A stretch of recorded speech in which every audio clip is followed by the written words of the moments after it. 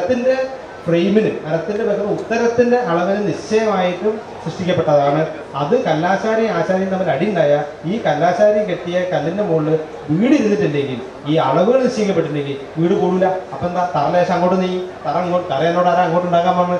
ഈ ബഹളം ഒഴിവാക്കാൻ വേണ്ടി പഴയ ആചാര്യന്മാര് നിശ്ചയിച്ച അളവുകളുടെ ശാസ്ത്രമാണ് വാസ്തു എന്നാണ് എനിക്ക് തോന്നിയിട്ടുള്ളത്.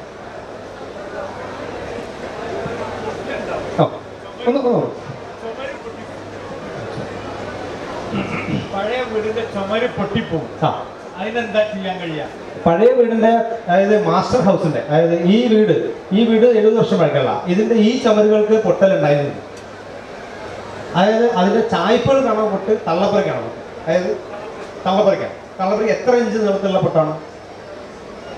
ഒരു 2 ഇഞ്ചോ 1 ഇഞ്ച് 1/2 ഇഞ്ച് 4 ഇഞ്ച് ഉണ്ട്. തള്ളപ്പുറയ്ക്ക് 4 ഇഞ്ച് ഗ്യാപ്പുണ്ട്. ആ വീട് എത്ര വർഷം പഴക്കമുണ്ടാവും? 30 വർഷം പഴക്കം. അപ്സ്റ്റേറുള്ള വീടാണ്. അപ്സ്റ്റേറുള്ള വീടാണ്. അപ്പൊ അത് തറ ചെറുതായിട്ട് ഇരുന്നതാണ്. തറേൻ്റെ അവിടെ ഉള്ള ഈ ചെങ്കല്ലിൻ്റെ തറയാണോ കരിങ്കല്ലിൻ്റെ തറയാണോ? കരിങ്കല്ലിൻ്റെ തറകൾ പലപ്പോഴും ഇത്തരത്തിലുള്ള ക്രാക്ക് ഉണ്ടാക്കും. അതുകൊണ്ടാണ് നമ്മൾ നിർബന്ധമായി ബെൽറ്റ് കൊടുക്കണം പറയുന്നത്. അപ്പം കരിങ്കല്ലിൻ്റെ തറയാണെങ്കിൽ ഇത് 1/2 ഇഞ്ച് ഉണ്ട് അല്ലേ? 1/2 ഇഞ്ച് ഗ്യാപ്പൊന്നും ഒരു വീടിനെ സംബന്ധിച്ച് പ്രശ്നമല്ല. അത് ക്ലിപ്പിംഗ് എന്ന കൺസെപ്റ്റ് ഉണ്ട് ഈ കൺസ്ട്രക്ഷനിൽ. അതായത് നമ്മൾ ഒരു 6 mm കമ്പി 8 mm കമ്പി എടുത്തിട്ട് C ഷേപ്പിൽ നമ്മൾ അതിനെ വളച്ചെടുത്തിട്ട് ആ ചുമര അവിടെ നമ്മൾ കട്ട് ചെയ്തിട്ട് ഈ ക്ലിപ്പ് ഈ കമ്പി അടിച്ച് കയറ്റി ഇങ്ങനെ ലോക്ക് ചെയ്യും. നമ്മൾ പിന്നിടുക ക്ലിപ്പിങ് അങ്ങനെ ക്ലിപ്പ് ചെയ്തിട്ട് ഇതിൽ ഒരു ചെറിയ കോൺക്രീറ്റ് നിറയ്ക്കുകയോ അല്ലെങ്കിൽ അതിന് തേച്ച് നിർത്തുകയോ ചെയ്താൽ ആ വീട് ഇനിയൊരു 30 വർഷം ഒരു പ്രശ്നമില്ലാതെ നിൽക്കും. അതായത് പൊട്ടിക്കീറുന്ന പ്രോഡക്റ്റ് തറ ഇരുന്ന് കഴിഞ്ഞാൽ 1 ഇഞ്ച് 2 ഇഞ്ച് ഗ്യാപ്പ് ഉണ്ടെങ്കിൽ നമ്മൾ പൊളിച്ച് പണിയണം. അതിൻ്റെ സ്ട്രെങ്ത് നഷ്ടപ്പെടുന്നതാണ്. 1/2 ഇഞ്ചൊന്നും ക്ലിപ്പിങ്ങിലൂടെ നമുക്ക് ചെയ്യാൻ പറ്റും. പിന്നെ റൂഫ് എന്താ? കോൺക്രീറ്റ് റൂഫാണ്. ടോട്ടൽ കൂട്ടിപ്പിടുത്തം ഉണ്ടാവും. അതിൻ്റെ ഗ്യാപ്പ് ക്ലിപ്പിംഗ് ചെയ്തിട്ടും കൂടുതലുണ്ട്. നിർബന്ധമായിട്ട് ആ വീട് പൊളിച്ച് മരിച്ചത്. വീടിന്റെ തറ സ്ക്വയർ ആണെന്ന് നിർബന്ധമുണ്ടോ? സ്ക്വയറാണോ? പിന്നെ കിഴക്ക് ഭാഗത്തേക്ക് വാതിൽ നിർബന്ധമാണ്. കിഴക്ക് ഭാഗത്ത് വീതി ഉണ്ടെങ്കിൽ, വഴി ഉണ്ടെങ്കിൽ കിഴക്ക് ഭാഗത്തേക്ക് വാതിലാവും. കിഴക്കോട്ട് അനുയോജ്യ സ്ഥാനമാണ്. കാരണം കിഴക്ക് പടിഞ്ഞാറ് എല്ലാ വീടുകളും, നമ്മുടെ കേരളത്തിലെ എല്ലാ മതവിഭാഗക്കാരെ പഴയ വീടുകളും കിഴക്ക് പടിഞ്ഞാറ് നിശ്ചയിച്ചിട്ടാണ് ചെയ്യുന്നത്. കാരണം നമുക്കറിയാം പടിഞ്ഞാറുന്നൊരു കാറ്റ് ഉച്ച സമയത്ത് വൈകുന്നേര സമയങ്ങളിൽ എല്ലാ സമയവും പടിഞ്ഞാറ് കടലുള്ളത് കൊണ്ടാണ് പ്രത്യേകിച്ച് മലബാർ ഏരിയയിലൊക്കെ അങ്ങനെ നിശ്ചയിച്ചിട്ടുള്ളത്. അപ്പോൾ കറക്റ്റായിട്ട് കാറ്റിൻ്റെ പ്രവേഗം, നമുക്ക് ആ കാറ്റിൻ്റെ സാന്നിധ്യം അറിയാൻ പറ്റും. അതുകൊണ്ട് കിഴക്ക് പടിഞ്ഞാറാണ് അനുയോജ്യമായ ഏത് വീടിൻ്റെയും ഭംഗി നിശ്ചയിക്കുന്നത്. ജനലുണ്ട്, വാതിൽ വെക്കണം നിർബന്ധം പറയുന്നത്. അപ്പോൾ വഴി എങ്ങോട്ടാണുള്ളത്? വഴി പടിഞ്ഞാറോട്ടാണ്. ഒരു പ്രശ്നമില്ല. അത് വാസ്തുപ്രകാരം കറക്റ്റാണല്ലോ. തറ സ്ക്വയർ ആയിരിക്കണം നിർബന്ധം. പുതിയ വീടുണ്ടാക്കാനാണ്. സ്ക്വയർ ആകുമ്പോൾ നമുക്ക് സ്പേസ് തീരെ മാനേജ് ചെയ്യാൻ പറ്റില്ല. അതാണ് പ്രശ്നം. റെക്ടാങ്കിൾ ഹൗസിലാണ് നമുക്ക് സ്പേസ് മാനേജ് ചെയ്യാൻ പറ്റും. റെക്ടാങ്കിൾ T ഷേപ്പാണ് ഏറ്റവും നല്ല കോൺസെപ്റ്റ്. കാരണം വീടുകൾ കൂട്ടിച്ചേർക്കപ്പെടില്ല. സ്ക്വയർ ആകുമ്പോഴത്തേക്ക് അടുത്തടുത്ത് ചുമര് വന്നിട്ട് ഒരു ഏരിയയിൽ തീരെ കാറ്റും പിടിച്ചില്ലാതെ. ഇപ്പോൾ സ്ക്വയർ ആണെങ്കിൽ ഈ ഭാഗത്ത് ലിവിംഗ് റൂം വന്നു, ഈ ഭാഗത്ത് ഡൈനിങ് വന്നു, ആ ഭാഗത്ത് ബെഡ്റൂം വന്നു, ഈ ഭാഗത്ത് ബെഡ്റൂം വന്നു, എല്ലാം ലോക്കായി ജനലുകൾ കൊടുക്കാനുള്ള സംവിധാനം ഉണ്ടാകും. റെക്ടാങ്കിൾ T ഷേപ്പുകളാണ് അനുയോജ്യമായ പാറ്റേൺ. സിംഗിൾ സ്റ്റോറി കോൺക്രീറ്റിന് മേലെ നമ്മൾ റൂഫ് എടുക്കുമ്പോൾ പ്രധാന സിംഗിൾ സ്റ്റോറി കോൺക്രീറ്റ് വീടിൻ്റെ മേലെ ഉയർത്തുന്ന പ്രധാനപ്പെട്ട സിംഗിൾ സ്റ്റോറി ബിൽഡിങ്ങിൻ്റെ അടിയിൽ ബെൽറ്റ് ഉണ്ടോയെന്ന് ആലോചിക്കണം. പിന്നെ ഭൂമിൻ്റെ സ്വഭാവം, അവിടുത്തെ ഭൂമി ഇപ്പോൾ വയലോ അങ്ങനെയുള്ള ഏരിയയിലൊക്കെ ആണെങ്കിൽ നമ്മൾ അത്തരം കൺസ്ട്രക്ഷൻ അപ്സ്റ്റെയർ എടുക്കാതിരിക്കുന്നതാണ് ബുദ്ധി. ഗ്രൗണ്ട് ഫ്ലോർ തന്നെ കൂട്ടിച്ചേർക്കണം. അതെല്ലാം നല്ല സ്ട്രെങ്ത്തുള്ള കോൺക്രീറ്റ് ഒക്കെ നല്ല ഉറപ്പുള്ള തറയാണെങ്കിൽ നമുക്ക് അതിൻ്റെ മുകളിൽ ഹോളോ ബ്രിക്സുകൾ ഉപയോഗിക്കാം. കഴിയുന്നത് കല്ലുകൾ ഉപയോഗിക്കരുത്. കൺസ്ട്രക്ഷനിൽ പ്രത്യേകം ശ്രദ്ധിക്കുന്ന കാര്യം എന്താ വെച്ചാൽ ഇപ്പോഴത്തെ ചെങ്കല്ല് എന്ന് പറയുന്നത് വളരെ മോശമാണ്. കാരണം നീളമില്ല. നിങ്ങൾ പഴയ വീടുകളൊക്കെ പൊളിക്കുമ്പോൾ ശ്രദ്ധിച്ചിട്ടുണ്ടാവും 16 ഇഞ്ച് 18 ഇഞ്ച് നീളമുള്ള ചെങ്കല്ലുകളാണ് കിട്ടുക. അതിന് വീതി കുറച്ച് കുറവാണെങ്കിലും ഒരു 18 ഇഞ്ച് 20 ഇഞ്ചൊക്കെ നീളം ഉണ്ടാവും പഴയ ചെങ്കല്ലുകൾ. അപ്പോൾ ഇത്തരം ചെങ്കല്ലുകൾ നല്ല കൂട്ടിപ്പിടുത്തായി കിട്ടുമ്പോൾ നമുക്കറിയാം. കല്ലുകൾ കൂട്ടിച്ചേർന്ന് കിട്ടുമ്പോൾ എഞ്ചിനീയറിംഗ് ഈ ഏരിയയിലൊക്കെ മനസ്സിലാവും. ഇപ്പോഴത്തെ കല്ല് 13 ഇഞ്ച് 12 ഇഞ്ച് വരെയായിട്ട് മാറിയിട്ടുണ്ട്. കല്ലിൻ്റെ എണ്ണത്തിന് റേറ്റ് വന്നപ്പോൾ, മിഷൻ വന്നപ്പോൾ കൂടുതൽ ലാഭം ഉണ്ടാക്കാൻ വേണ്ടിയിട്ട് കല്ലിൻ്റെ വലുപ്പം കുറച്ചു കമ്പനികൾ. അപ്പോൾ ചെറിയ കല്ലുകളാണ്, വീതി കുറഞ്ഞ കനമുള്ള 45 കിലോ ഉണ്ടാവും ഒരു കല്ല്. ഈ 45 കിലോ ഉള്ള ഒരു കല്ല് വീടിൻ്റെ മുകളിൽ കയറ്റുന്നത് ശരിയല്ല. അത് പുതിയ വീടാണെങ്കിലും പഴയ വീടാണെങ്കിലും. അതേസമയം നിങ്ങൾക്ക് ഇപ്പോൾ ബാംഗ്ലൂരിൽ നിന്നും അത് മംഗലാപുരത്തും അല്ലെങ്കിൽ കണ്ണൂരിൽ നിന്നൊക്കെ വരുന്ന മണ്ണിൻ്റെ ഹോളോ ബ്രിക്സ് ഉണ്ട്. മണ്ണിൻ്റെ ചുട്ട ഹോളോ ബ്രിക്സുകൾ ഉപയോഗിക്കുകയാണെങ്കിൽ 12 കിലോ ഉള്ളൂ ഒരു ഹോളോ ബ്രിക്സിൻ്റെ കനം. അതിന് 36 രൂപ വില വരുമെങ്കിലും മറ്റേ കല്ല് കെട്ടുന്ന അത്ര സിമെൻറ്റോ പൂഴിയോ കമ്പിയോ ലേബറോ ആവശ്യമില്ല. പെട്ടെന്ന് കെട്ടി തീർക്കാൻ പറ്റും. അത് ഇതിൽ നമുക്ക് ലാഭകരമായി മാറും. ഇപ്പം മണ്ണിൻ്റെ ചുട്ട ഹോളോ ബ്രിക്സ് മാത്രം ഉപയോഗിക്കാം.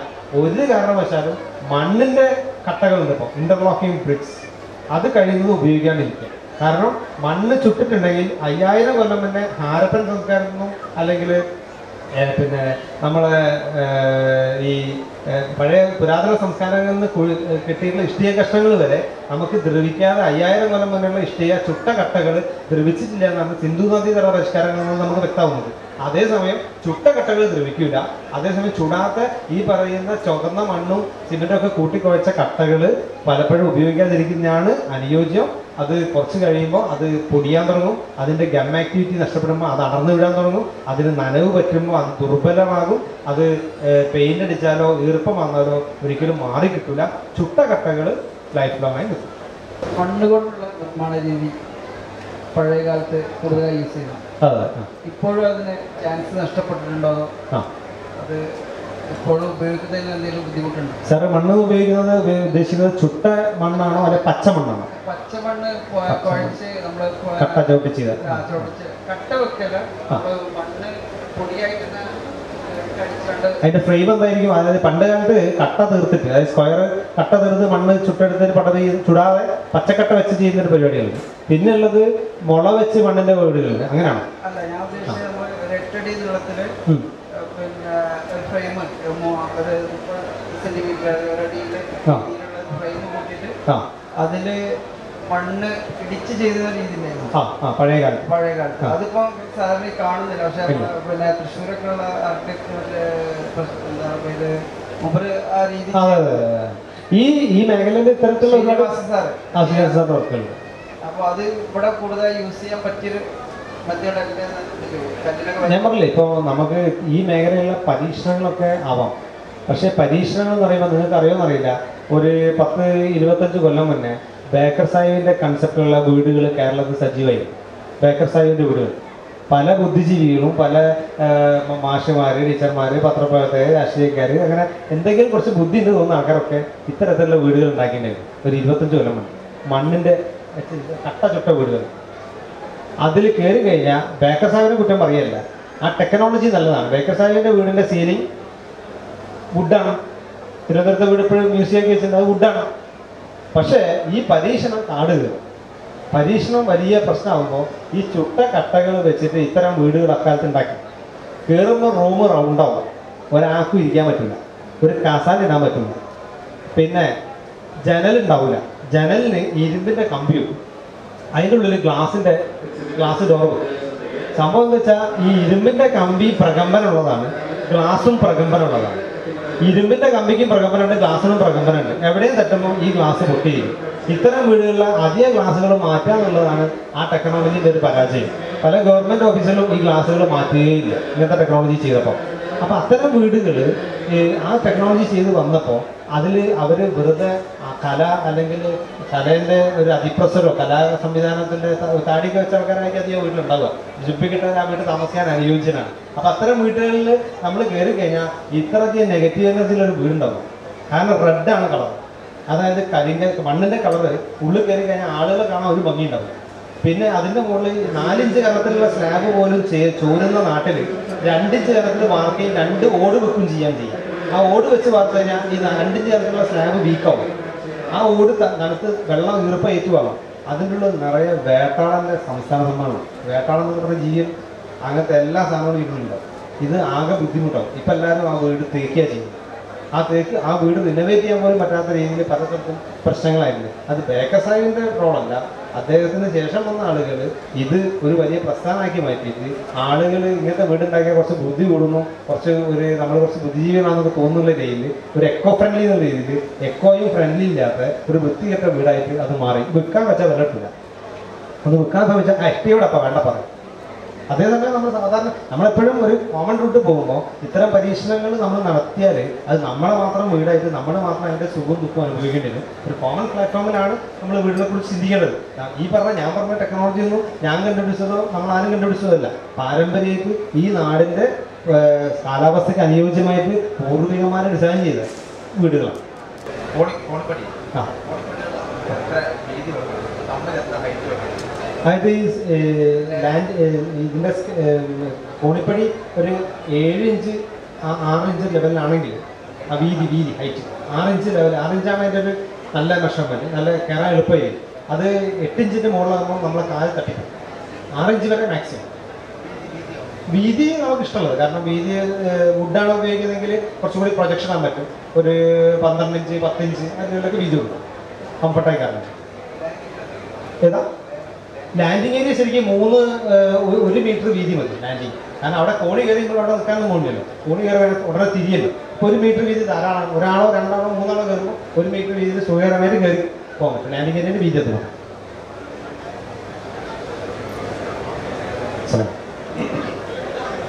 അപ്പോൾ നമ്മുടെ ഈ ഞാൻ പറഞ്ഞ കുറേ കാര്യങ്ങൾ നമ്മുടെ നിത്യജീവിതത്തിൽ നമ്മൾ വീടുണ്ടാക്കിയ ശേഷമുള്ള കുറേ പ്രശ്നങ്ങളാണ്.